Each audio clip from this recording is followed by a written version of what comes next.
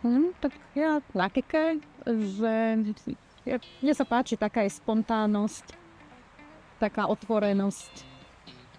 Vždy má čo povedať.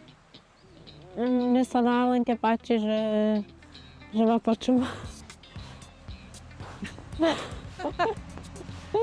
Dobrá kombinácia. Kika je spontánna, nevzdáva sa a napriek teda všetkému rada pomôže a rada pomáha ľuďom. Tak energická určite,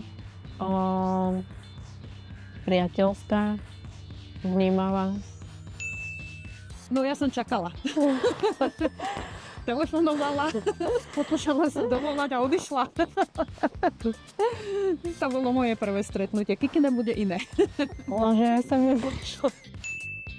Taká nejaká pohodička, nejaká buď galéria alebo príroda, tak je fajné v galérii, keď sme, že sa rozprávame o dielach. Mne sa páči, že Kika to proste, že nie každý to dokáže tak vnímať a hľadať sa niečo.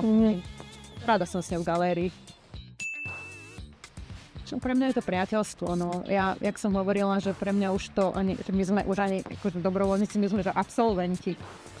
Takže ja aj som spomínala, že cena za dobrovoľníctvo, že pre mňa je to vzťah, pre mňa to nie je dobrovoľníctvo, čiže Buddy dvojica je super, lebo inak by sme ten vzťah nenadviazali, ale je to akoby, to priateľstvo je už nad tým.